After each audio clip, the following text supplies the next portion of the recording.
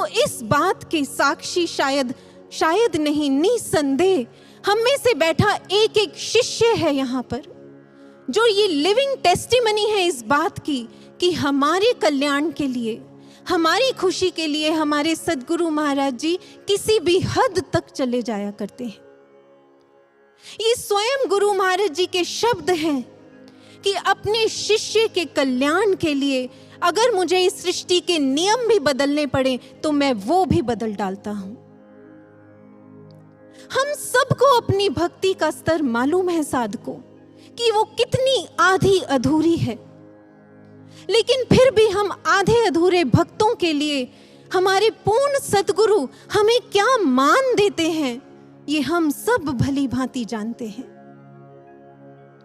इस संदर्भ में एक दृष्टांत आपके सामने जरूर रखना चाहूंगी।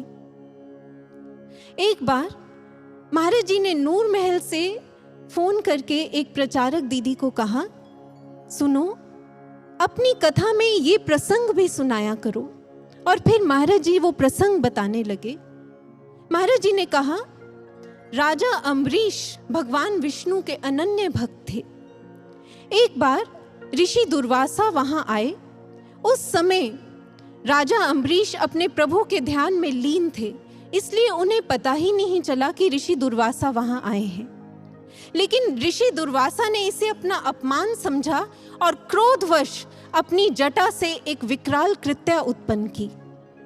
वो कृत्या जैसे ही राजा अम्बरीश का वध करने के लिए आगे बढ़ी, इधर भगवान विष्णु ने तुरंत अपने भक्त की रक्षा के लिए अपना सुदर्शन चक्र छोड़ दिया।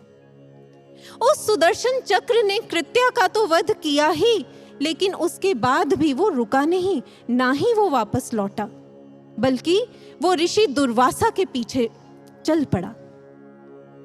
ऋषि दुर्वासा ने जब ये देखा तो वो अपनी जान बचाने के लिए दौड़े, लेकिन तीनों लोकों में उन्हें कहीं ठौर नहीं मिली। वो ब्रह्मा जी के पास गए, भगवान महादेव के पास गए, लेकिन सबने उन्हें यही कहा कि हम आपकी रक्षा करने में असमर्थ हैं। ये भगवान विष्णु का सुदर्शन चक्र है, आप मदद के लिए उनके पास ही जाएं। तब ऋषि दुर्वासा भगवान विष्णु के पास जाते हैं और उनसे विनती करते हैं कि भगवान, आप अपना सुदर्शन चक्र कृपया वापस लौटा लें। उस समय भगवान विष्णु कहते हैं कि मैं ऐसा करने में असमर्थ हूं। ऋषि दुर्वासा बड़ी हैरानी से कहते हैं, असमर्थ है, लेकिन ये चक्र तो आपके अधीन है। भगवान विष्णु कहते हैं, लेकिन हम अपने भक्त के अधीन हैं। आपने हमारे भक्त का अपमान किया है, इसलिए आपको हमारे भक्त से ही जाकर क्षमा मांगनी होगी। उस समय ऋषि दुर्वासा राजा अम्बरीश के पास जाते हैं, उनसे क्षमा मांगते हैं और तब वो अपने प्राणों की रक्षा कर पाते हैं। ये दृष्टांत सुनाकर महाराज जी उन प्रचारक बहन को कहते हैं, ऐसा करना, इस प्रसंग को सुनाकर ये भजन लगा देना। कौन सा? मैं तो हूं भक्तन को दास, भगत मेरे मुकुटमणि।